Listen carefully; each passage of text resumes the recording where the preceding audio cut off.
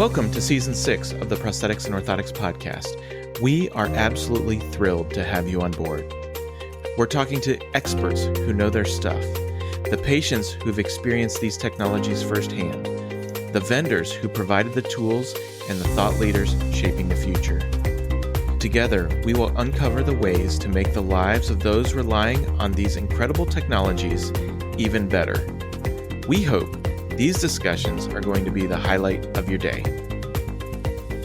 Hi everyone, my name is Joris Peels, and this is another episode of the Prosthetics and Orthotics Podcast with Brent Wright. How you doing, Brent? Hey, Brent. Well, hold on a second. Wait a second. All right. I'm Joris. You're Brent. Yes. Thank you, Joris. Well, hey, Joris. I meant to say, why didn't you introduce saying, hey, we're live from Berlin? Oh, okay. We're live from Berlin. I guess. I like the hi, Brent, though. We should keep that, though. Oh, my goodness. What a disaster. We'll keep it just because you requested it. Is it a busy day at work, Brent? Is it? Well, you know, what's crazy is we're doing a bunch of demo because we're actually bringing in 2 more color machines. Uh-huh. And so my office is no longer.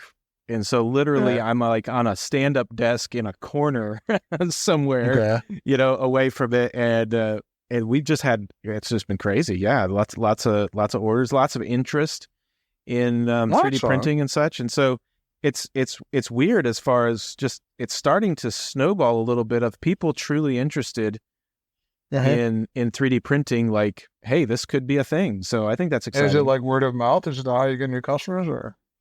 I think some of it is word of mouth. I think some of it is literally people have been watching for 4 or 5 years, waiting for this fad to go away. And now it's like not going away. And they're like, okay, well, maybe I need to at least look into it a little bit. Okay, that makes a lot of sense. But that's good news, man. Super good news. Well, not good that you don't have an office, but it's good that it's because you guys are expanding and getting new machines in. So, who's on the podcast today, man? Yeah, well, I'm really excited to have Kristen Carnahan on the show. She is a certified prosthetist orthotist, and she has done a bunch of things. She has done a bunch of stuff in the vacuum world with ProCare, which was out of Atlanta. She was also a professor at Northwestern University.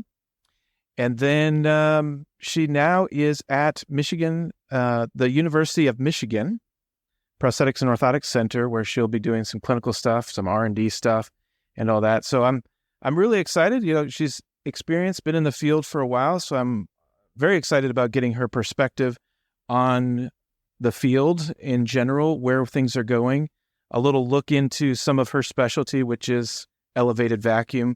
So I'm really excited to hear her journey. Sounds good, man. Sounds good. Welcome to the show, Kristen. Thank you so much for having me.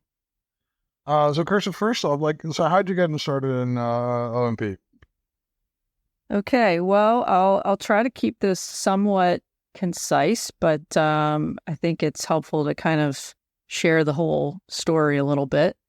I actually had considered pursuing medical school when I was an undergraduate, and so I had like a minor in pre-med, or a focus in pre-med, had all those prerequisites, whatever. And then when it came time for graduation, I was like, well, kind of done with school for a little while. I think I'm going to go ahead and get a job. So I did, as an engineer. And after about 5-6 years, started to think back a little bit to this desire to work in the medical field. And at that point, medical school seemed like a bit much to get into in my late 20s. So I started looking at, what are some other options in the medical field that I could pursue. And so I investigated several different career options and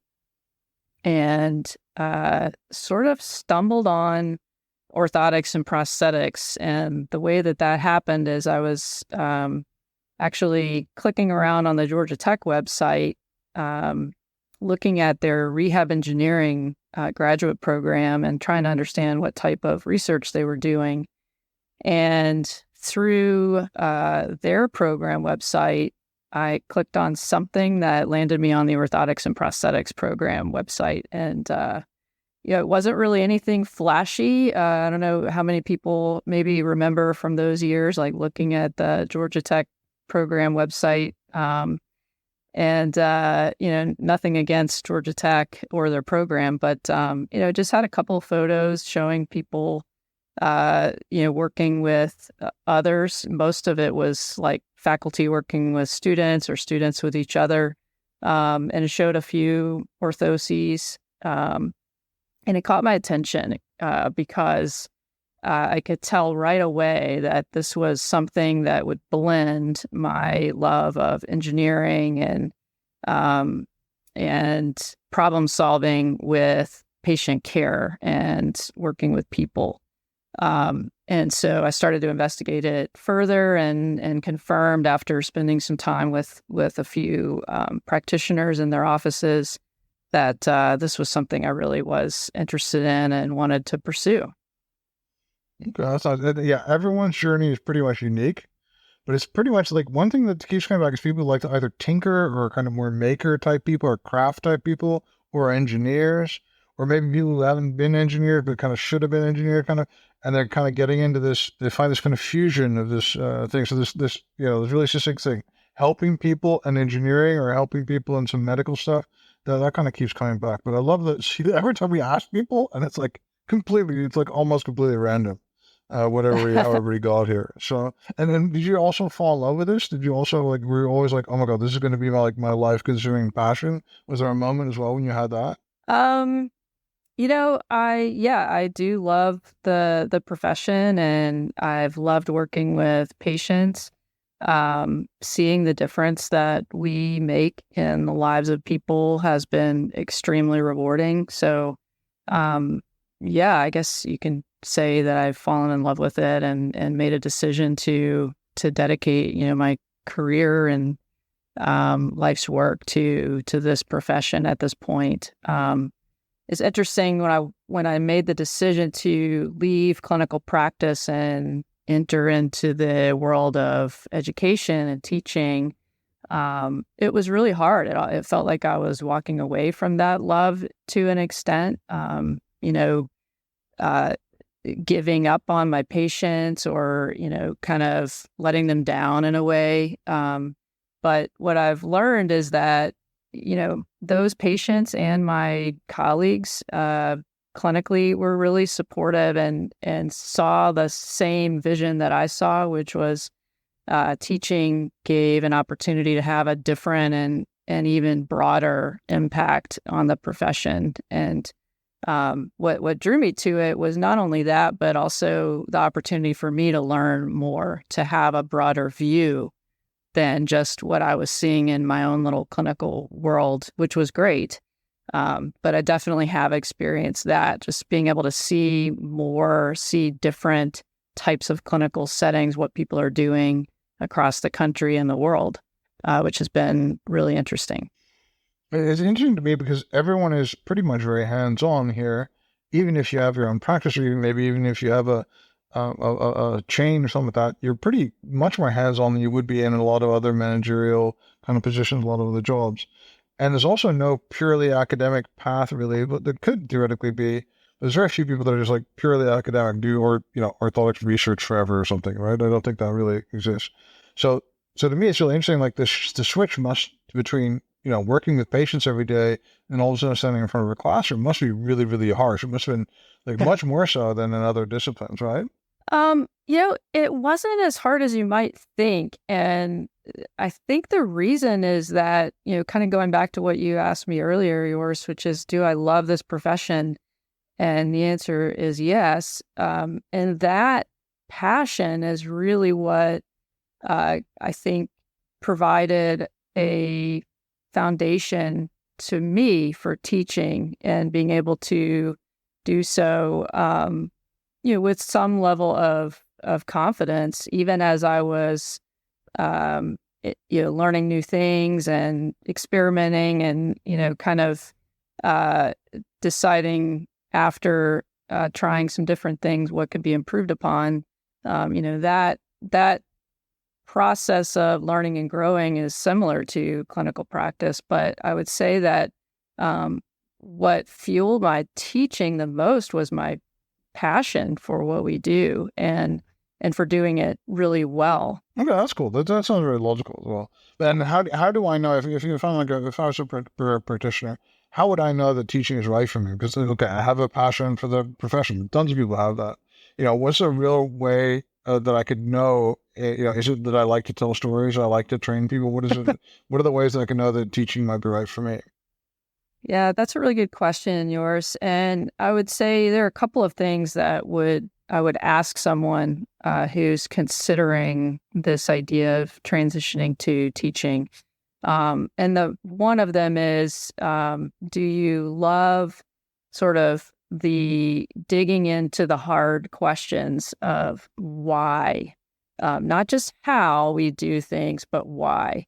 And that's a challenge across our profession. We don't have a long-standing history of providing really clear and convincing arguments for why we do many of the things that we do. We sort of have this like approach, tend to have an approach of, well, I've tried this and I know that it works.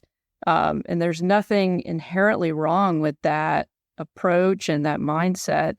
But that doesn't really give you a solid foundation for then training someone else. And so being comfortable with and even enjoying the pursuit of why is really important, I think, to ensure not only that you will enjoy teaching, but that it will be a good fit for you in terms of your skills and interests. So that's the first thing, is really loving to ask the question why and digging for those answers. So, Kristen, I was just curious though on the question of why, and I know that's a big part of also residency side of things, and I love that there is that perspective instead of, hey, you do it this way because we've been doing that and making copies of the same textbooks for since the 30s and 40s and 50s. Even I've seen some of those go around. But as far as the why question, when you got into teaching and such, and you start diving into some of this, do you have any examples of where your perspective has changed, or even your opinion of how something should be done or should not be done changed? Yeah, that's a really good question, Brent. I would say that one thing that I personally spent a lot of time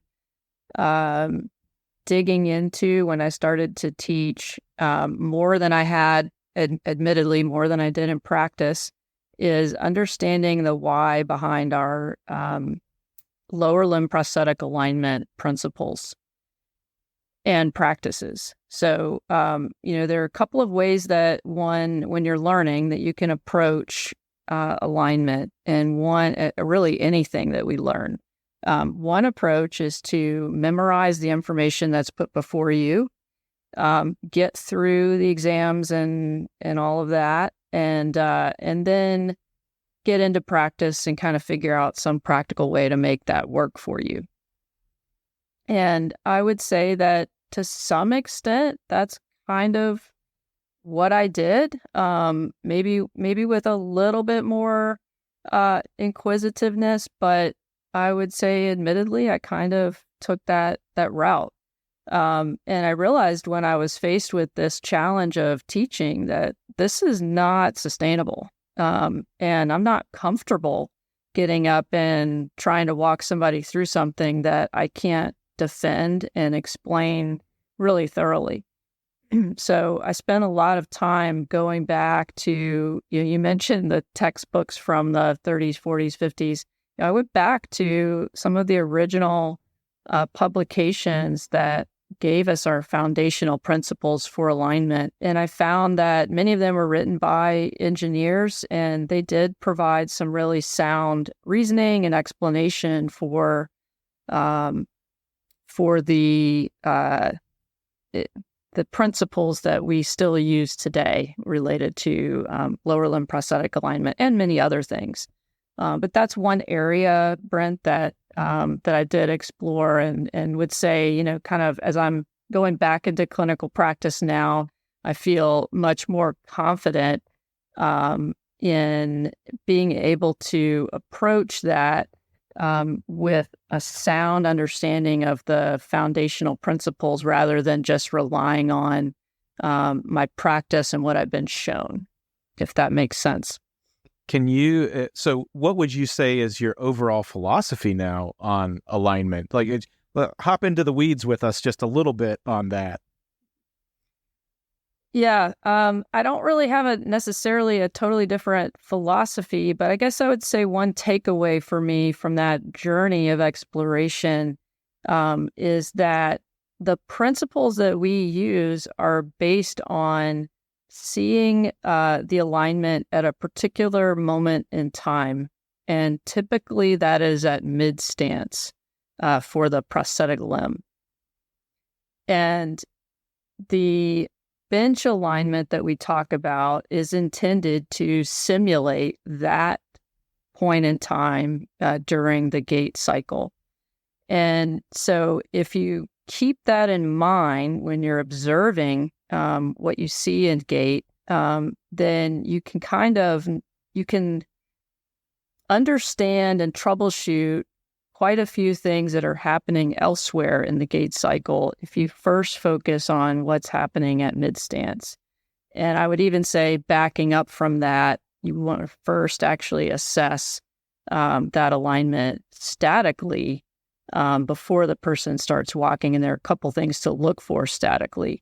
One of the things that will come as no surprise to anyone, I don't think, but that for me was not a primary focus before I started teaching alignment, is that all of the principles that we use they assume that not only we're working on setting up the patient or the user for success at mid-stance, but also we're assuming that there is a weight shift occurring through the hips towards the prosthetic side at mid-stance or through stance phase. If that isn't occurring, then we have to make different assumptions, essentially. And so that is a critical thing to look for when we're thinking about lower limb alignment for prosthesis. And just for my benefit a little bit, like, what's the controversy here? I mean, is it really random? Is it different for every single person, or how does that work? Just I know nothing, right?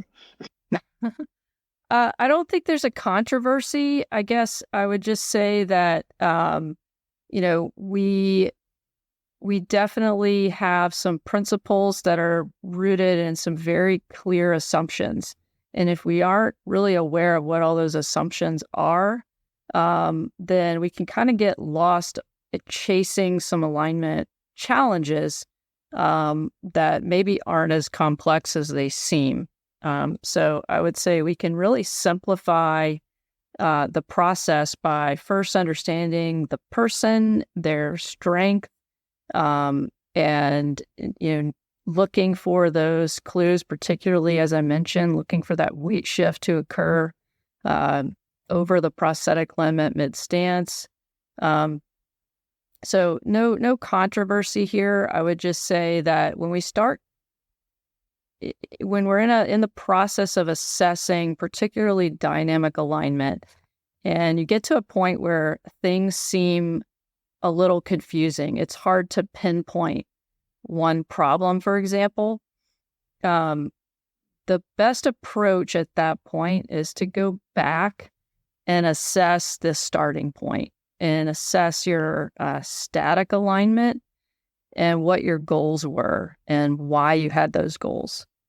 So there aren't that many different principles that we're employing in this process, and so some of the goals that we have in lower limb prosthetic alignment are related to the componentry, and some of them are related specifically to the person. And yours, to answer your question, the primary thing we'll see that's different in people for, let's say, transtibial alignment is when they are at mid-stance, what is the position of the residual limb in space? And we typically talk about that as being adducted, abducted, or neutral. Neutral is somewhat rare. And so observing that and taking that into account in your initial alignment, and then assessing it early on in your static alignment before you start getting into walking and dynamic alignment is really important. And when things seem a little bit difficult to discern, going back and reassessing that statically is really helpful. Also helpful to remember that that angle is affected by, or can be affected by, the placement of the foot in the coronal plane. So whether the foot is sufficiently or insufficiently inset can impact what we're seeing and assuming about the angle of the limb in that same plane. So Joris, a couple examples of this, and it's super great for actually new clinicians and clinicians that are residents, is like what Kristen was saying, is that there are some engineers and some basic foundational principles behind alignment, and it's a great place to start. And what I find interesting sometime, and I was guilty of it very early on in my career too, is you start making these big alignment changes and then it just doesn't look right. And you keep on, we call it kind of like chasing your tail. Like you make one alignment change and then something else happens. And then when you take the prosthesis off and step back and you go, oh my goodness, I'm really far away from my foundational alignment. So then it's a couple things. One, is it the patient that has had some sort of traumatic type of injury or something where the anatomy is different than what it normally is? Or is it the way that I've fit my socket and my socket actually is not fitting the way I expect it? And so those two things definitely affect alignment. But what you want to do is remember to come back. If you're start chasing your tail, come back to your original alignment, and we call it the bench alignment, and then move on from there. Because you can go round and round and you'll keep on chasing problems, because the angles that we're dealing with are not just vertical angles and right angles. They become compound angles, and those compound angles become really, really hard to chase. Yeah, Brent, you said that really well with regard to going back to your starting point. And then you also brought up something else that I failed to mention, which is the absolute foundation before we could even begin to think about alignment is the socket fit. So thank you for mentioning that and not letting us forget to kind of go back to, that is really the primary foundation, and you shouldn't be working on your alignment at all if there's issues with your socket fit. Okay. But there's no, in these things, again, there's no test or anything. Is there a definitive, or do you have to kind of do it by eye all the time? So the test is really the prosthetist's professional observation and opinion based on the things that we're taught in school and in practice and residency. So we're looking to achieve some specific goals in the person's gait, and typically the goal is to have them achieve the, I guess you can't really see this, but ultimately the goal is to have the person walk with the least amount of energy usage that's required for them to use that prosthesis. We know that anyone wearing a prosthesis is going to be using more energy to do the same things that we do without a prosthesis. And so the goal is typically to minimize the amount of energy that's required. And often what that will look like is getting as close as possible to something that looks symmetrical. And that's not always going to be the ultimate goal, but that's certainly one principle that we use, is looking for symmetry with the other side, assuming the person has a unilateral involvement. Yeah, I think that's a good point. And yours, I mean, I don't know if you've ever seen anybody just limping in general, not necessarily because they have a prosthesis, but you notice they're limping right off the bat, right? Because we're used to seeing symmetry. So, a little bit of a funny story. We've had Faisal on. He's a above the knee or knee disarticulation amputee, and he was talking about how symmetry was really important to him. He not only because he does the lifting and all this stuff, but he had a funny story. He went weightlifting with some buddies of his, wearing shorts, had a prosthesis on, so very visible. But he is walking, lifting, and running with symmetry, and all of a sudden, his buddy goes down and goes, "Hold on a second, you have a prosthesis on. I can't believe it." Well, he never even noticed because Faisal was acting or working with symmetry. So nobody's going to look kind of down and see what's wrong unless they see some sort of limp. And so I think that is the real key is what Kristen was saying is symmetry. And that's the goal for all amputees. Now, there's ways to get to it, and there's definitely theories around that and alignment stuff to get there. And definitely very, it's tweaks, it's combinations of components and the patient walking and that sort of thing. But that's the ultimate goal is symmetry. Well, I think we have to keep in mind too, Brent, that yes, that is certainly a goal that we try to attain, but we have to keep in mind that not every person is physically going to be capable of that goal. It may not be the best solution for every single person that we work with.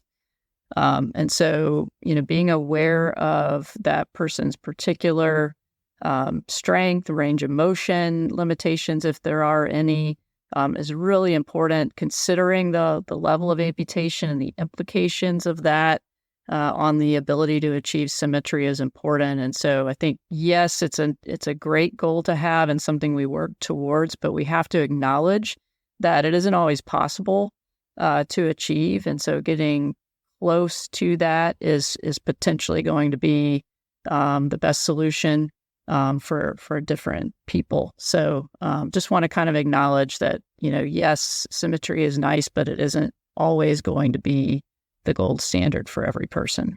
Yeah. And then if we're talking about like fit, right, the next step then, right, is there any way to judge someone's comfort? Because like everyone has a different, do you have a vocabulary for that? Or do you, because I can imagine everyone's patient is different, everyone's legs are different, the biomechanics are a bit different. How do you judge that comfort? How do you kind of try to translate that back into improving that experience for that person? Oh yeah, you're opening up a whole can of worms here with that question. So yeah, I think yes, fit is actually first before alignment, but we just happen to talk about alignment first. So socket fit and comfort. How do we assess that? I think the first thing to keep in mind as a prosthetist is assessing the fit is going to be dependent on what the goals are. And the goals are influenced by the design and vice versa. So each system that we design, and by system, I mean the whole socket. So that includes the design of the socket, so the shape in relationship to the person, the suspension mechanism, and then any interface material and the materials of the socket itself. So there are a lot of factors that influence this whole socket system that we design and fabricate and fit. And how we do that, how we assess it, should be dependent upon what our initial goals were at the beginning of the process. So, for example, if our goal is kind of going back to something that's been taught since the 50s, as Brent alluded to earlier, and is still taught today, and used perhaps more, in other countries than in the U.S. still, the PTB socket design, right? So we have some specific goals with the PTB socket, some specific suspension mechanisms that work well with it, and interface materials. And when we're assessing that design, we're looking for different things than if we have a socket system that is made with different goals. For example, a total surface bearing socket design with vacuum suspension and a gel liner interface. Now we have different goals, and we're going to assess that differently. One example is that, I would say one way to describe this is the tolerance of fit with a socket that is utilizing vacuum suspension as part of the system. I think we all know at this point the tolerance of fit is very, very small. There is almost no margin for error. And to the extent that we use flexible materials in some aspects of the socket, we can accommodate a little bit more tolerance of fit, for example. But in a PTB socket, we have a larger tolerance for error, for example. The goals still must be met. So maybe error isn't the right word, but we don't have quite the same expectation of the fit being matching the limb to the exact specifications as we do with a TSB and vacuum system. Okay. And, let's talk next about these vacuum systems then. So that's a relative, well, I don't know, it depends on the time frame, I guess. Tell us about vacuum system. What's the state of the art of this vacuum world, let's say?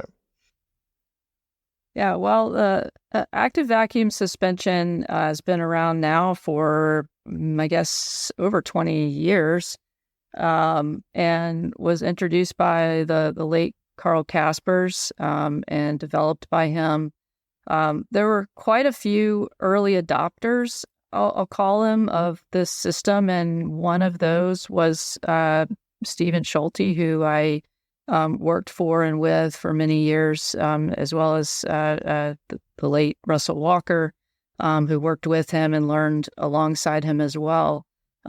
Those guys were not the only early adopters, but they certainly were, and they were working with Carl to investigate, try different things. They were kind of like the what Brent Wright is to 3D printing, they were to vacuum systems, I'll say. So they were pushing and using and not really not as active on social media, I'll acknowledge, but in a sense they were trying new things and willing to take the risks that are involved with something that hasn't been established yet. So in terms of answering your question, Joris, like what is the state of the art? I think the principles of active vacuum are pretty well established at this point, in terms of how to apply it and how to apply it safely and effectively. There are a few things that we're still questioning to some extent, and that has to do with what are the specified and measurable or quantifiable benefits of active vacuum. We have quite a bit of evidence that helps us understand what some of those benefits are. The maintenance of limb volume has been, I'll say, somewhat controversial, but the studies that find different results are approaching that question in different ways, which is really great. We need to approach any type of theory or question and research from different directions so that we can really fully assess the question that we're asking. And so that particular aspect of vacuum systems has been evaluated quite a bit. And we've seen that in most cases that this principle has been maintained, that the volume of the limb doesn't fluctuate as much or is maintained at a larger volume with the use of vacuum than without. A few other things that we've seen reported in the literature, we've seen that the vacuum systems can and have shown to heal wounds while being utilized. There is no other socket system that has been able to produce this type of result. And so that's really encouraging. Despite knowing some of these benefits, and I'll mention one other benefit that's been reported in the literature, which is that the amount of motion or pistoning, pistoning being one of those motions within the socket, is minimized by using active vacuum versus any other suspension, including passive suction or locking liner or any other anatomical suspension system. So if you want to minimize pistoning, then active vacuum is the suspension that should be considered. There are other factors to consider as well. But we've seen all of these benefits reported in the literature. In terms of state of the art as application, there are some principles that we've seen that are very effective, and there are multiple options, I would say, in terms of socket materials and approaches. Some people really support the use of sleeves, and some people really avoid the use of sleeves in terms of creating that sealed space. But regardless of the how or the materials that you're using, the underlying principles that drive the use of active vacuum, I think, are well understood. And myself and some others over the last 4 or 5 years, we've presented a few times at academy meetings and held different sessions to kind of bring up this discussion to kind of, help those who are interested in using this system learn how to use it effectively. I would say, just in closing this topic, one of the things that I always recommend to someone who asks me, well, how do I get started with vacuum? I would say, don't do it in a vacuum, pun intended. Don't try this alone. Make sure that you have a mentor, whether it's somebody present with you in your office, which is preferable, or someone that you can call. Make sure that there's someone who has demonstrated, effective use of this system that you can count on to help you troubleshoot and work through challenges, because they will come.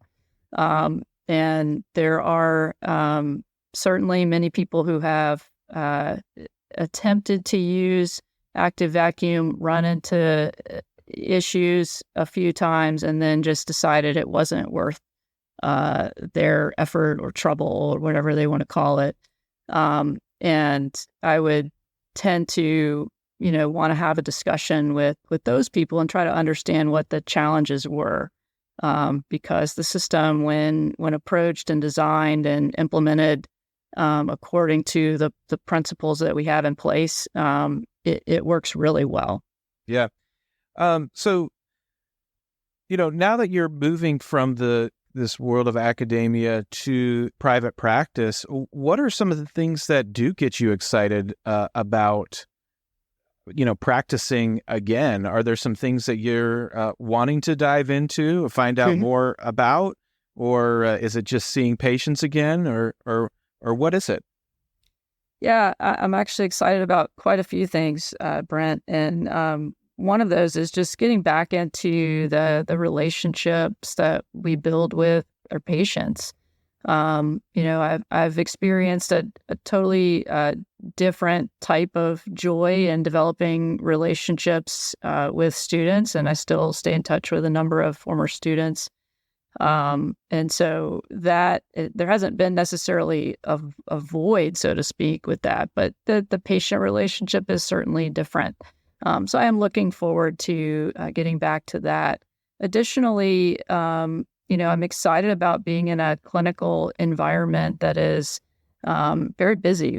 We'll be seeing a diverse population of patients, and there will be a lot of variety, but also a lot of the same types of patients. And what that leads to is the ability to collect information, data, and to perform some level of clinical research within that clinical setting. And University of Michigan has some great research resources to support that within the clinical setting. So those are two things. And then along the lines of kind of maintaining my love of teaching and mentoring, University of Michigan is well known for their residency program. I actually was a resident there, an orthotics resident many years ago. And so I'm excited to be able to serve as a residency mentor to some of the current and future residents going through that program. That sounds like really exciting, the moving back and forth. And for you, like, we haven't talked about 3D printing and the digitization thing yet, because that's because you have so much to talk about. But so what's your take on that? I mean, are you like a super fanboy like Brent, or are you kind of like more cautious? Or are you saying, hey, it's something that we could use in some places? What do you think the role is of like additive manufacturing, 3D printing, for example?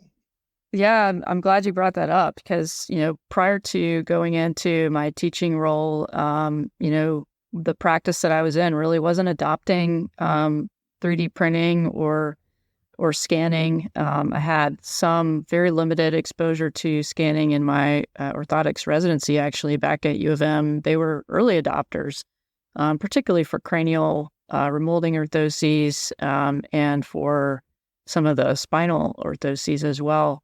But, University of Michigan has continued to kind of move forward with adopting more scanning, carving, printing. And so I'm excited to learn, from the practitioners there who have been using this technology, and I'm excited to try out some things. Am I a little bit nervous about it? Absolutely, because it's different for me. It's not my comfort zone, so to speak. So I'm going to have to experience some of the discomfort of learning to adapt and hopefully adopt some of those practices. And it's interesting because over the last several years, as I've been teaching, as a member of a pretty large faculty, we talk a lot about what can we be doing? How can we teach, these new techniques and still teach the older, more traditional techniques? And I think that's a question that I'm hoping to be able to help contribute to as I experience, learning a bit more about this in practice.